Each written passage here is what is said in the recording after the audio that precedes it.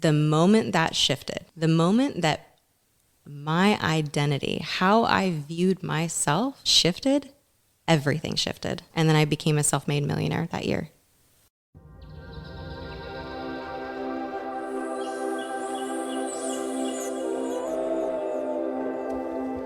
Welcome to the Zen Stoic Path. On this special segment of our episodes, we go into the Liberated Life interviews. Now, Zen Stoic is a philosophy that aims at creating liberation, but it itself is not liberation. It is merely a vehicle to get there. And just like the Buddha said, a finger pointing at the moon is not the moon. And on these episodes, we go beyond the bounds of Zen Stoic philosophy and interview people from all different walks of life on what it means to live a liberated life. Let's get into the show. So this is a very special episode and guest that I am super excited to have on this podcast.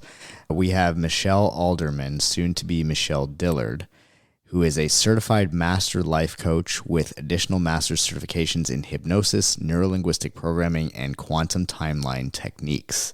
She is the co-founder of Richer Every Day with her partner Mike Dillard, a course and coaching program that helps high-performing entrepreneurs and employees reach new levels of success by retraining their brain's neurochemistry and subconscious programming when it comes to money and abundance.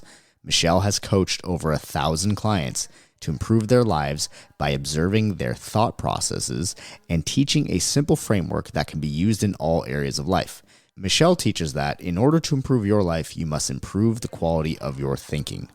Go to richereveryday.com to learn more about the course and community. So this is a really special episode for me because Michelle is actually one of my coaches. I hired Michelle to coach me when it came to the matters of wealth and money a few months back, and that area of my life has completely transformed since working with her. So we're going to get into the work that I did with her in this episode, some of the stories and some of the breakthroughs that I had in working with her, and going into all things money and abundance. When we think about living a liberated life, one of the areas that seems to be the most entrapping for people is finances. And when people get trapped with their finances, it seems like the rest of their lives seems to suffer in terms of quality. When we have stress about money, it really puts a sour taste on everything else. So Michelle has a profound way of showing us how to liberate ourselves when it comes to the matters of finances. And I will tell you up front, it is not what you think it's going to be. This is not a podcast where we're going to be discussing different investment strategies, because that is absolutely not where it starts. And Michelle is an absolute master of this. So I'm so honored to have her on this show. So grateful to know her and to be able to call her a coach and a friend. And I know that you will enjoy this episode. So recently, I had been messing around with this idea that is talked about in Stoicism, which is the obstacle is the way. Yeah. Now, one thing that our mutual friend Scott had shown me about that is that through the whole idea of perception is projection, we not only set goals, but we're also setting obstacles for ourselves unconsciously, because those are the very things that stretch us to be the person that we need to be to achieve the goal that we've set out for. We're setting ourselves free every time we do that. Yeah. So I had this client that I was going to do a session with him for his pain that he was coming in for. And when it was like a week before the session, he had texted me, he said, I don't know if I can do the session, or I'm not going to be able to do the session for another month because I didn't make any sales this week and I'm broke for the rest of the week. That's the language that he used. And I said to him, I was like, okay, this is great because you've set a goal to set yourself free from the pain that you have in your feet, the chronic pain that you've had for, 12 years or something like that. And I'm like, so here's your obstacle. This is to be expected. So not like basically showing him that this is actually something that is supposed to happen. Like you're supposed to have these obstacles. Otherwise you wouldn't have any growth from the experience.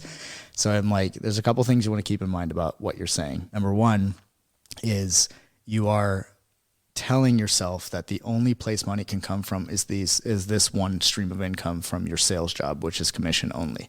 Secondly, like you're telling yourself you're broke for the rest of the week. You're going to make that true. Like you're going to live in that bubble. 100%. That's. So upon saying that to him and saying like everything that you're telling yourself and everything that you're noticing is a projection of what's going on inside. So what if you just changed how you were speaking to yourself inside and you started focusing on opening up and letting go of the form in which things came in?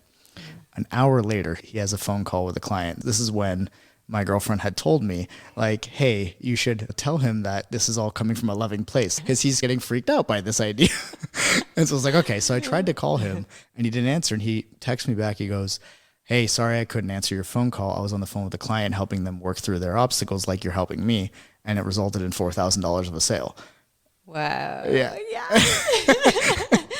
I love that, because you can see the loop of what your actions and your learnings just immediately turning over to him and then turning over to another person. So Yes. it's like this beautiful ripple effect that you get to experience in real time. I love that. Absolutely. And you coach people a lot when it comes to their wealth.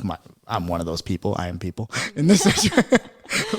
But I'm very curious, like from your perspective, what transpired there in terms of his internal thoughts and his ability to generate money in that situation when it didn't seem like there was anywhere in sight where it was coming from.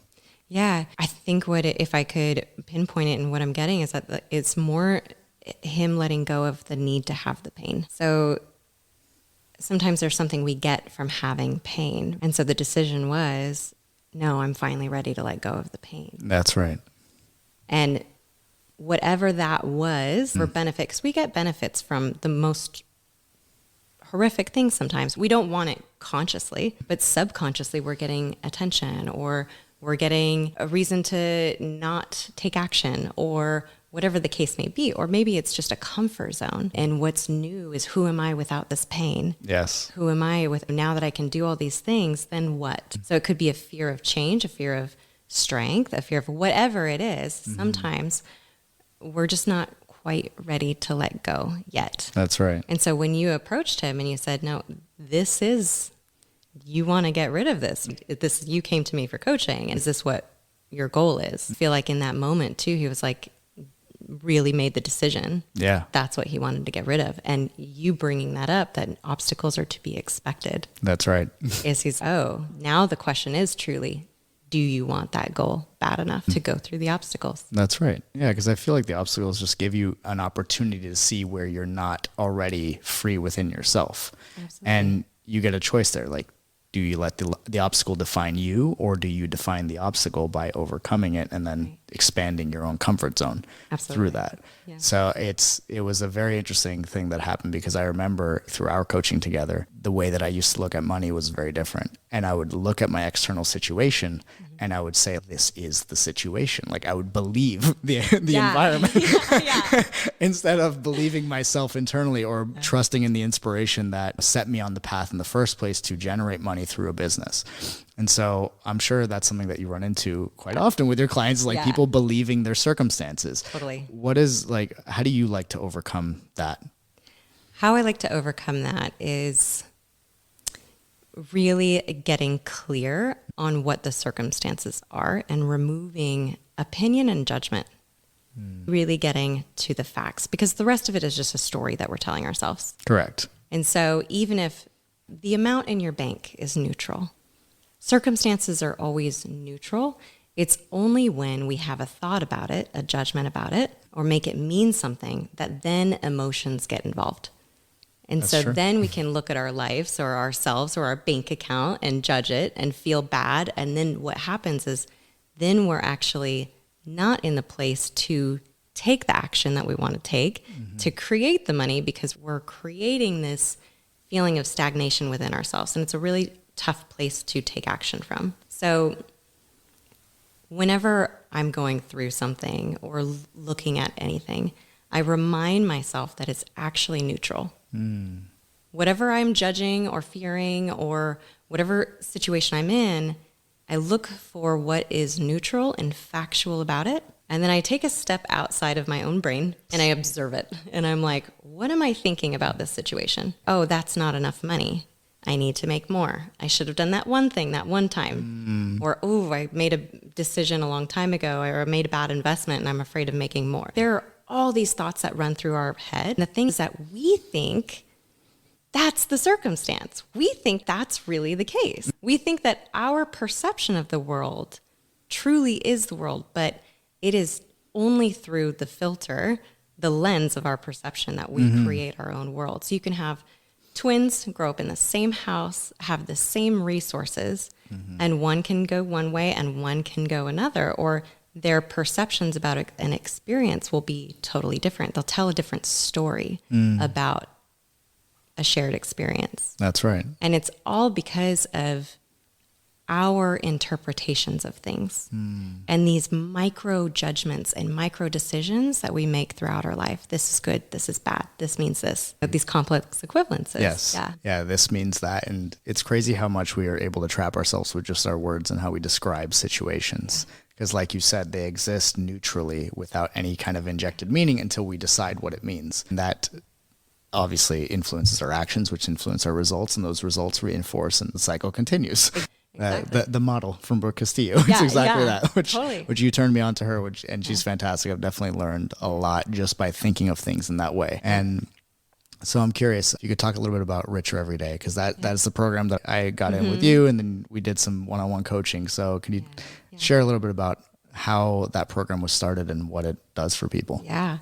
Oh, this program was started in such a beautiful way. Mike and I actually met at a money mastermind. And at this point, he was in a health journey. And what was so fascinating to me is I got to observe all of my money stories coming up. And for me, I saw him as like the rich man who was having a health thing, and I had like massive caretaker person in me at that time. So I wanted to be the savior and help him out. But I actually had a big inferiority complex because I was like, okay, we actually didn't even think that this is actually quite funny.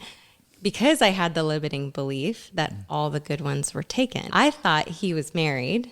And so after the mamastermind, when he reached out, I was like, oh my gosh, this guy just asked me on a date. But like I swore the he gall. was taken. Yeah, like I swore he could, because again, going back to thinking your reality is real when it's not, it was just through the lens of a belief that I had that all the good ones were taken. So that's one example. But he was really going through his health journey and doing basically anything he could do and learning anything he could learn to figure out what's at the root of his sickness and trying to heal the body. And one of the books that he was reading just really clicked things in with money. It was about the biochemical addictions.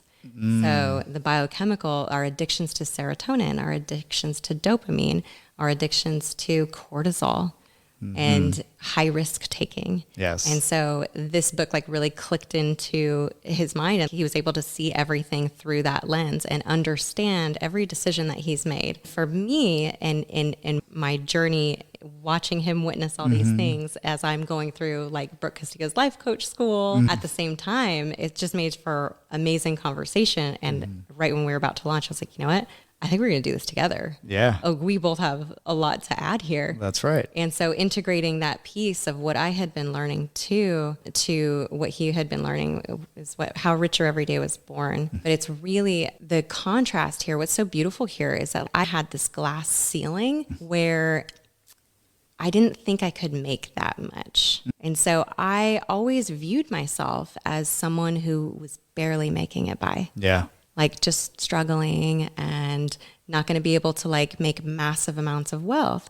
But that was just completely an illusion. And what I learned in really being that in Mike's atmosphere too, and just being around a lot of high power entrepreneurs, is that there's a lot of really rich, broke people. Yeah, I was going to ask you about this. I'm so glad that you brought it up. Yeah. There are a lot of multimillionaires living paycheck to paycheck. That's and insane. I'm sure that sounds crazy to a lot of people. Like hearing that, it's nuts. Yeah, and when Mike and I opened the books, so to speak, and got to know each other in that way of, okay, how do you do your finances? What do things look like? I was astonished because he would make $12 million a year, but he was actually living paycheck to paycheck, having to make the money that month to pay for everything. And I actually had, although it was very small amounts of money, I had the system figured out. And it was, I had all of my living expenses paid for by one rental property that I owned. Wow. And so it was earth shattering for me because I was like, wait a minute. I'm the rich person here. It's wild to think about. Yeah. And I was like, oh my God. for maybe a minute, I'll be richer than Mike Dillard. But it was what happened there was it opened my eyes to the perception of these false perceptions of things, and how someone can on the outside really seem successful, and we can feel inferior to them when really we're all just humans just trying to like on this wheel. And unless we're truly stashing stuff aside and really stewarding our money, then there's rich, broke people and there's broke people. Yes. And then I was a broke rich person who didn't even see the value that I had. I couldn't even see it. Wow. It affects your reality completely, like just how you're viewing it, because while you were actually creating a lifestyle that was genuinely rich, you couldn't even see it yourself because of what you believed, the meaning that you gave it and the stories that you would tell yourself. I always thought it wasn't enough. That's wild. I remember we were in bed and just talking about all this stuff, and I had that click in moment of I figured it out. All of my passive income pays for all of my bills, and then I create from a place of joy. And so I did design. I was like striving and really trying to make it, but all of that was really just coming from a place of me trying to prove that I could make it. Because in my head, I hadn't, because I wasn't observing myself in that way until that conversation.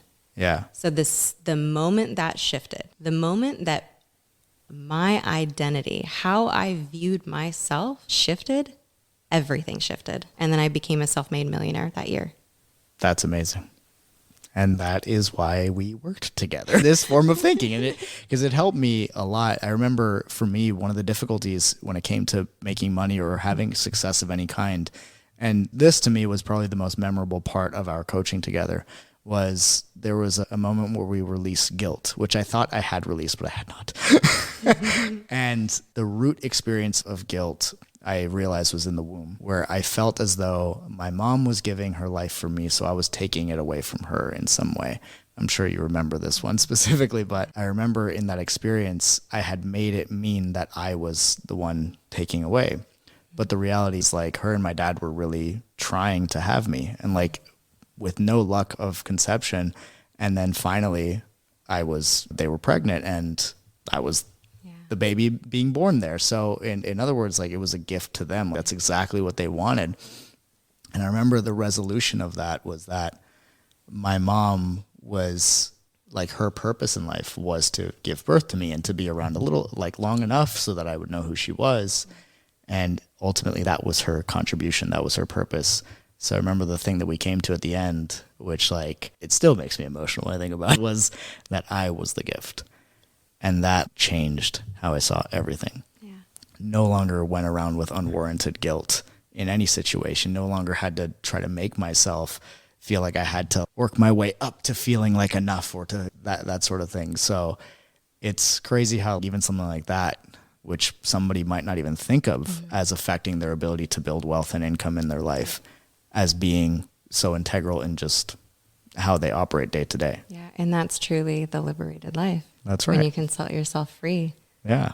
And look at things and what a gift. So one thing that kind of reminds me of, because one of the guilty thoughts that came was a complex equivalence of making money mean a lack of spirituality, which I feel like a lot of people listening probably have had that in their lives. So what do you feel woke about and that? Broke, baby. Woke and broke, right? It's a thing. It's a real thing. And it is an illusion. Yes. Because there is a spiritual component to money, and that is exactly it. So what you explained in reassociating and understanding something that you made a meaning about when you were even in the womb, have carried with you, have lived with this sense of I've got to try to earn or prove or strive, and then going back and actually being able to see what an amazing gift, like your mom's purpose became complete when she brought you into the world. And look at the work you're doing. My gosh, what a gift to be able to bring that to earth. Yeah. And so, being able to own that feels amazing. Yeah. Rather than being lost in it. And all of those emotions and like the baggage that people carry that they don't really realize they're carrying, setting themselves free from that is what like liberation to me. And that's truly what living an abundant life is, freeing yourself from all of the negative decisions and views that you have of yourself. And these are so microscopic. Yes. Like we don't see them. We, just like you said before going into the session, you're like, oh, I've already released guilt. And it's, let's just see what's in there. Let's just what's under the hood. Yeah, exactly. Why not? Since it's gone, you have nothing to hide. Exactly. And that's the beautiful thing about coaching and always working with someone. And that's something I love about you, is that because you're always working with someone. You're always getting another perspective because you know the value of it. Yeah. And you don't get trapped by your own perception. And it's, let's take a look. That's and right. suddenly all these things come up, and it can be so impactful in people's lives when they just reassociate one event and get to see the gifts, why that event might have happened in their life. I had one client who was trying to break through the glass ceiling, and he looked back on a memory, and I'll never forget this story. I just always see the Nike shoes in my head. His dad didn't buy him the Nike shoes because he believed that he could teach his son to create the money himself. But the meaning that he took from that was, my dad doesn't have the money to buy me the shoes. So he took a poverty mindset when he was a kid. And he didn't get to see that he actually went on to create the business to buy the shoes himself, and that his dad was such a wonderful father that had taught and instilled that to him. But in that little, whatever stuck in his mind was just that he couldn't get what he wanted. That's right. And right then that seed was planted that he couldn't get what he wanted. And he's lived his whole life until we worked together on this to dismantle some of these things, thinking that everything else was just right outside of his ability to get. That's right. And just shifting these little tiny beliefs, because it's that imprint period in our childhood when things get planted and we don't know it's there because 0 to 7. we've been thinking that it's all real. And just believing everything, being highly suggestible.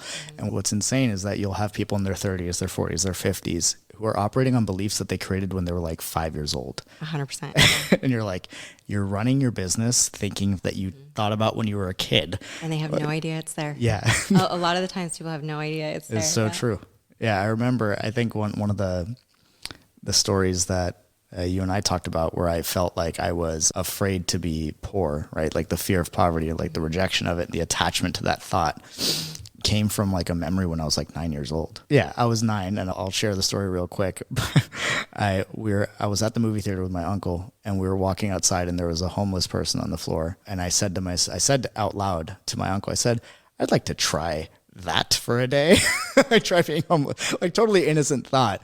And he's, oh no, you don't want to do that. And it immediately instilled this fear of being poor. There was a judgment, and he didn't do it to make me feel bad, obviously, but I had this judgment formed in my mind around being poor. So instead of just letting it be a neutral thing, like a reality that exists, but not my reality, instead I was rejecting it and being fearful of it, which is an emotional attachment. So therefore I'm always going to have it in my mind. And it drains the energy. Yeah. That's right. Drains the energy from my efforts, my abilities to do anything for that matter. So that was also very helpful that we let go of that. That's not a good thing to hold on to. Yeah, because it's neutral. It's actually neutral. It's only until we have thoughts about it and judgments about it. And a lot of those are seated in childhood. Yes, that's a good thing that this work exists. We don't want to hold on to all that. Yeah, and with awareness too, and just people listening to the podcast, the biggest way that I've worked on these within myself, like without working with a coach, has just been asking myself, when did I decide that? I love that question. Like, when did I decide that? I'll ask people, when did you decide that? When they say something that clearly is not fitting of their situation or what they want. Because what it does is it restores agency back to that person, puts them at the cause when, by presupposing you decided that at some point. There was a point in your life where it didn't exist. Exactly. And then it did. And then you're also installing choice too. Because, I decided that, which also implies I can make a new decision in any moment. It's very true, because most of the time when we are in a victimized mentality, we're giving our power away by acting as if we didn't decide it in the first place. Exactly. And bringing that agency back to yourself, I think, is one of the most important things you can do if you intend on making any kind of change in your life. That was the biggest shift in my own personal development, is going from the effect of all of the things around me. Like my father had passed away when I was 7 years old, and my sister lived the same reality. She was with our family too. I went on to really apply myself in school and decide, I grew up in poverty, like I didn't want that for myself anymore. So it fueled me. And for her, it was a totally different path. And the power of our thinking about our circumstances and questioning, like whenever you make a judgment of, oh, this can't be done. When did you decide that?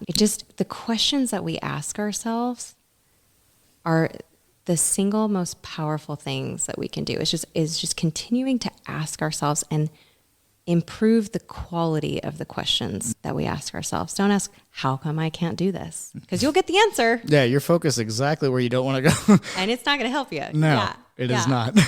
So when I moved from an NLP, the effect side of the equation, to the cause side, which is really moving out of the mentality that other things can victimize you, and moving into an empowered place of, I decided at some level to have this experience, and what was my part in it, and if there is a gift, if I did choose this, why would I have chosen it? Right.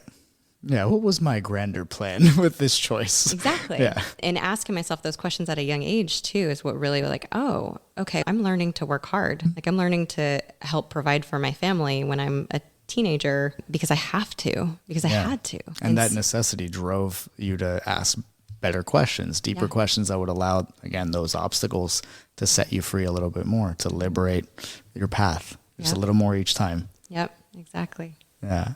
The other thing I think is really interesting about the whole idea of asking yourself questions.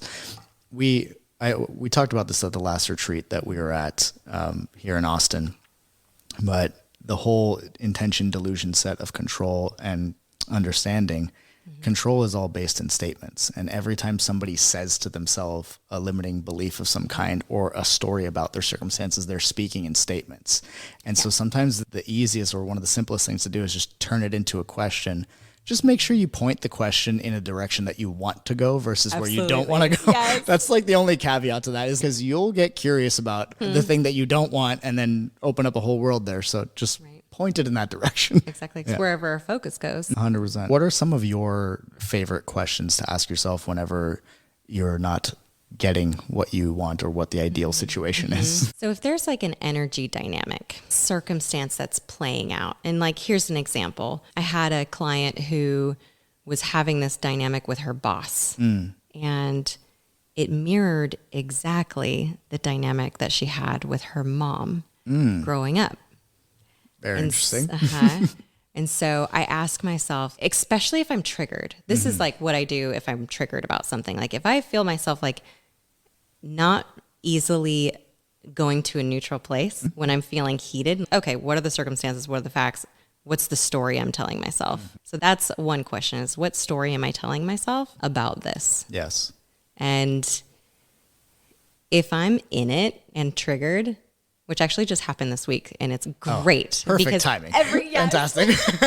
Which is great, because I know that every time I'm triggered, it's like a scavenger hunt for me. I'm like, ooh, we're playing a game. What's underneath this? So I actually lean into my triggers, and I'm like, oh, we just had a disruption, or we just had an intense conversation. I'm still feeling like triggered. There's something here. I'm like, all right, okay.